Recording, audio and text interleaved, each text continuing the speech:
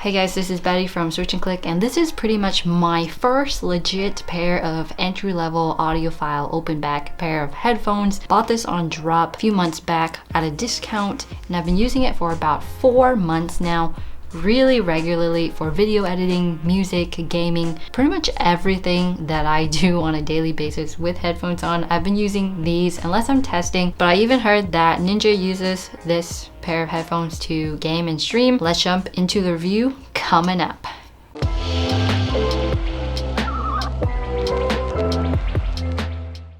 Hey guys, this is Betty from Switch and Click, and this is the Beyerdynamic DT990 Pro pair of headphones. This is the 80 ohms version, and despite it being 80 ohms, it actually works for pretty much anything, including my cell phone, and if I plug straight into my motherboard, all that good stuff. But I personally use it by connecting it to my shit Full F3 DAC amp, and this thing is really small and cute and gets the job done very well. So that's what I've been using personally, and the reason I bought this was that I wanted something comfortable that would fit small heads, that was open back, and something that resembled the comfort and overall look of my favorite HyperX Cloud 2s. And as you can see, they do look relatively similar, but you can obviously tell that these are the DT990s with their gray ear cushion. So I've absolutely been in love with open back headphones lately. They're perfect for my needs, since when I'm working throughout the day, I need to hear exactly what's happening around me, including the dog barking at something, the cat needing attention, people dropping off packages, Jake talking to me about work things, all those things. And that's why I personally prefer open back. There are a lot of people who don't, and open back can be a little bit painful to use because of all the noise leak from in to out and out to in. So on days where people are doing construction outside, the trash trucks are picking up trash, I do switch to my HyperX Cloud 2 still. But that's the only exception where I do feel the need to switch off of these headphones. But anyways, let's jump into what's in the box. So the box itself looks pretty fancy, really hard, black, nice fonts, great picture, but what matters is inside the box. Inside the box, we have a really cheaply made nylon carrying case, and it does have this slide out card where you can write your name, address, phone number, and email in case you lose your headphones. You know, if you lose them, no one's gonna give it back to you, so don't expect that to be a thing. But this is nice if you don't want your headphones getting scratched or something when you throw it in your backpack. Alongside that, you have your 2-year limited guarantee information in this booklet in like a ton of different languages. You have your specifications in this little booklet, and it also comes with a 35mm to 6.35mm adapter too, and that's great if you're plugging it into a musical instrument, amplifier, anything like that. And you get your headphones with a non-detachable 10-foot straight cable. This is very long, really long wire here, and I do cable management, of course, or else it'll be floating everywhere. My chair would be riding all over it. It gets stuck in the armrest, everywhere. Definitely need some cable management, but that's it. That's all you get in the box. Let's jump into build quality and design.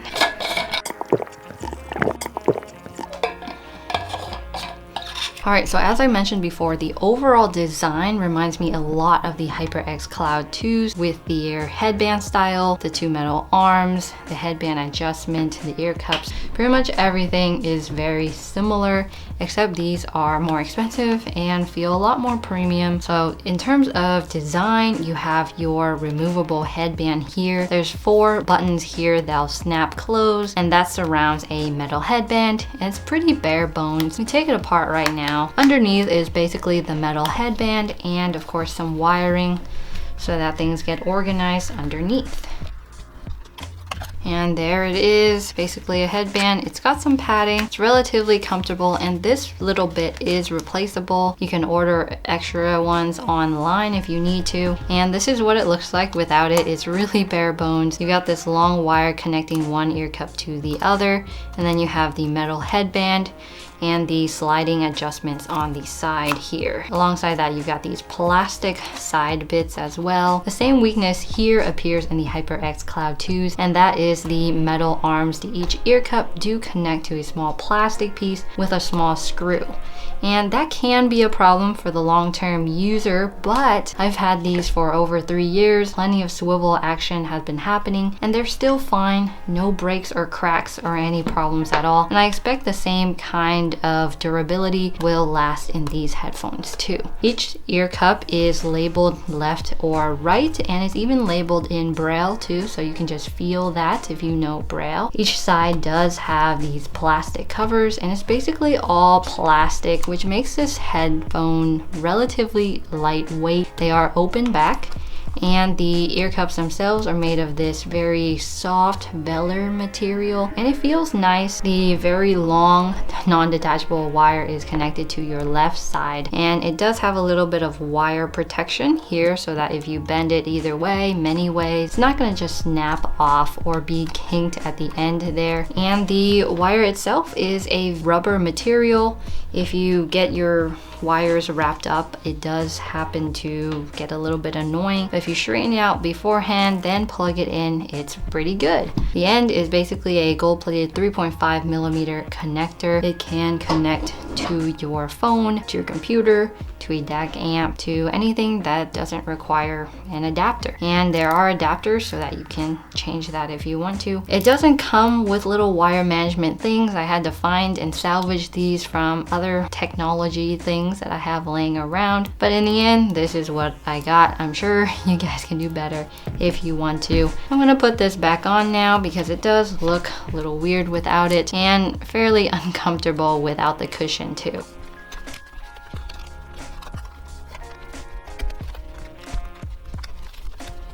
And the buttons do just snap to a close, and that's it. Just like new. Each ear cushion is removable very easily. You just pull it right out of its plastic ear cup, and you can also buy and order new cushions online as well. Alright, that was design. Let's move on to comfort. And for comfort, I guess we should start with the glasses test. I wear these a lot, especially since I'm on my computer all day. So with glasses, these are relatively comfortable for long-term use.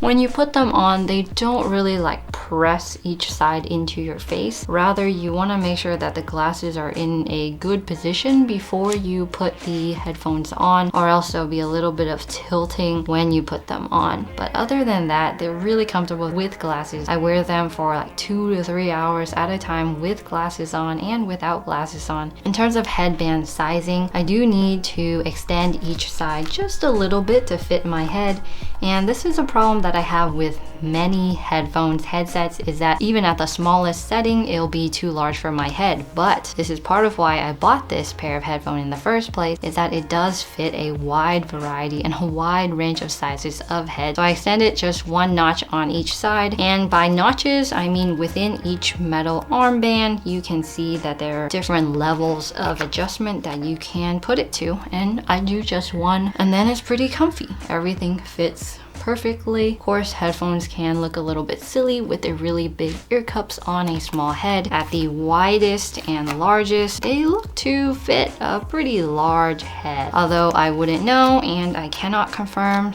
That was the glasses test, and I can wear these for, I would say, up to about 4 hours, and then a hot spot appears at the very top of my head. The cushions can get a little bit warm in the summertime, but it's winter right now, so we're not having much trouble there. But that hot spot at the top does cause some discomfort, but that doesn't appear until a really long time. Since I don't wear my headphones continuously in a row very often, I tend to take them off to get water, take a break, do something else. I don't usually get to the point where they get unbearably uncomfortable. Initially, these are pretty tight on my head, but I got used to it pretty quickly. Unlike the Zeus H510 headset that I reviewed a while back that I had to break in by putting it on a foam roller overnight, did not have to do that with these, but I've read plenty of reviews where people do complain that the clamping force of this pair of headphones is a little bit too high. The ear cups and just a little bit below my ear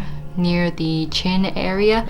It doesn't cause me any discomfort, but I can see that being a problem for some people if there's any chafing or rubbing going on. So comfort, no complaints unless you're wearing them for long hours at a time. And I would say this is the primary reason why this is my favorite pair of headphones right now, is the comfort level. I use it a lot for video editing, for gaming, for just focus work, deep work kind of music, and it does really well. The fact that I don't notice it annoying me means a lot throughout the day. Talk about connectivity. In terms of connectivity, you know, there's not a lot to talk about. There's a 10-foot non-detachable wire that ends in a 3.5mm jack, and that's pretty much all you get. You can use the included adapter if you want to, and that's it. For the other versions, I believe the 250 ohms has a coiled cable. This one comes with the straight cable, so this is the only one with the straight cable. The 10-foot cable can be particularly painful to use on a desktop, especially since you need space for this big contraption we've got going on right here. That does just sit on the left side of my desk, and I don't really have any trouble with that. Ideally, I should have mounted this under my table and then routed this wire underneath, and that way this thing wouldn't be on top. But you know, someday this thing's gonna change and I don't want to be stuck with it just being like mounted under my table. So for now, we're good. But ideally, that's what I would do instead. So what about sound quality? That's probably the most important thing when it comes to an audiophile or studio monitoring headphones. The sound stage is pretty amazing. It's very wide, but of course that's sort of a given because it is an open back pair of headphones. The drivers are relatively far away from your ears, and I'm gonna include the ear cup measurements, including the length, width, and height of everything right down here when I measure them. In terms of the sound frequency graph, which I'll pop on right now, the highs initially when I first put them on, I did have some regrets, especially because the highs were very sharp, they were very intense, and when I was gaming, if like I got hit by that stun grenade and there would be that really high-pitched, mind-boggling sound where you're trying to get it together but not quite there yet, that sound was unbearable. And songs where there's a lot of cymbals and any really high-pitched things, it was just, it almost hurt to listen to it. But after a little bit, you know, I got a little more used to it. Honestly, I'm not sure if it's me that adapted to the sounds or if it's the headphones that themselves changed over time with me just listening to them. It's a mystery, and I cannot decide whether it's one or the other at this point. But yeah, keep that in mind. The highs are really sharp. They're painful, I gotta say. For the lows and the bass, like other open back headphones, they do tend to be a little bit weak compared to like your typical gaming headphone or your fun headphones, such as like the Audio-Technica headphones, which have a little more oomph and a little bit more punch to their bass. This is a little bit weak, but not to the point where it's like you can't enjoy hip-hop or EDM. It's still pretty good sounding, and the mids are very nice. I primarily use these for video editing, and I like the way that voices come out. I like that I can hear the background music as well as what I'm saying, and they're not really competing with each other, and it just lets me hear all the little details. If there's hissing in the sound, if there's like anything bad going on, I can listen to them. When I'm doing sound design though, I have to toss this to the side and put on my Apple EarPods because I have to make sure that everyone can hear exactly what I'm editing in, rather than putting in effects that only someone listening to higher end headphones can hear, but not the everyday person. That would just be like a waste of my time. So that's why I do that. Great for video editing. I don't really do any sound editing other than editing sound tests, but that's just keyboard sounds and they sound fantastic. Very clacky, very thocky, pretty good. As far as music, I pretty much listen to everything except like oldies rock kind of music. EDM sounds really good, except for the EDM where sort of like the Skrillex kind of EDM is a little bit overbearing and overwhelming. The more calm stuff does really well. Orchestra, really good. Hip hop, good. Everything else sounds amazing. But anything where the highs just like rule the entire song, gotta just not listen to that. Gotta switch to another pair of headphones to listen to that kind of stuff. And yeah, sound is good. Sound is amazing. They're not a flat pair of headphones. I would say they sound fairly neutral sounding, not a intense sound signature or anything like that. That's too far from what you should be hearing. Alright, and these are the 80 ohms version, and initially I thought that I needed an amp to drive them, but in reality I can just connect it to my phone and it drives just fine. I don't even have to raise the volume a ton to get them to sound relatively good. However, they do benefit from a DAC and an amp because that will improve your sound quality and your volume levels if you choose to listen to higher volumes. Sound quality is good. Alright, noise leak. Of course, being open back, there is a ton of noise leak. If someone's sitting right next to you, they are going to be able to hear what you're listening to, and that includes game sounds, gunshots, grenades, all of that stuff. But they're not as bad as some other headphones that I've tried before. So I would put this in like the middle ground when it comes to noise leak. Nothing too overbearing, but not great for sitting next to somebody or being in the same room as somebody either, especially if they're sensitive to noise. And definitely not great for taking out in public unless you want to hear your surroundings. Noise coming in, I would say, is more annoying than noise coming out. With construction sounds, dogs barking, everything happening in the neighborhood out there, I can hear a lot of it. And that's when I just have to switch to another pair of headphones. That's just how it is. All right, specs. I guess you guys want to know specs. Frequency response is 5 to 35,000 hertz. Impedance, as I've said, is 80 ohms. There's no microphone. The nominal SBL is 96 decibels. The headband pressure is 3.5 newtons, and the weight of this pair of headphones without the cable is 270 grams. Alright, so what's my verdict? I got these for $150. I waited a while to get them. For me, I absolutely love them. I've read lots of reviews and input from others, and some people feel that way, some people don't. It all depends on the size of your head, what kind of music you listen to, the sound signature you like, whether you are super sensitive to overbearing highs or you want a little bit more punchy bass. Everything is preference, of course, but for me, this is my favorite pair of headphones right now. My second favorite would probably be the Drop X Sennheiser P37X, followed by the HyperX Cloud 2s, followed by the Philips SHP 9500. That is, I guess, the rating that I would put them in as of this point. But they're comfortable throughout the day. I wear them a lot. I wear these a lot, and I'm surprised the cushions still look like they do on day one. They still maintain their shape and nothing's flattened out or anything too crazy. There are some inconveniences when it comes to this specific pair of headphones, like there's not a lot of swivel on the side here, so you can't lay them flat on your desk or hang on the wall, and they don't really fold in any way that's super portable or anything. They do have a lot of flex. There's just a metal headband there, so of course not a ton of resistance when you twist and flex it. Really durable, high sound quality. Another thing I don't like is that it's not the headphone's fault, since it's not a headset. There's no microphone, so I do need to attach a separate dedicated microphone to my computer to join voice calls and online meetings and anything like that. And the cable is non-detachable, so you can't just connect a boom mic or something here instead of this cable, because this is pretty much all you got. As far as the cable goes, it seems relatively durable, but if it gives out,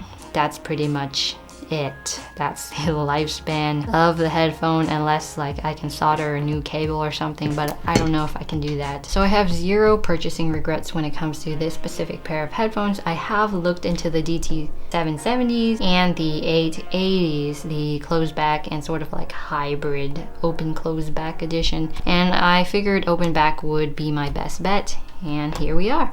I dig it. It's really nice. Overall, I pretty much love them, and they're a permanent addition to the setup for now, unless there's something better or something more comfortable or something just as good, but so far none of that meets the criteria just yet. Anyways, I hope you guys enjoyed the review. These are my absolute favorite right now, and I haven't found anything that I really liked to this extent, especially when it comes to the headset space, because comfort is a really major issue for me. Yep, it's great, but it may not be great for for you. Definitely keep that in mind. It's more of a personal preference thing, like anything in life apparently is. And thank you so much for watching, and I'll see you in the next one. Bye!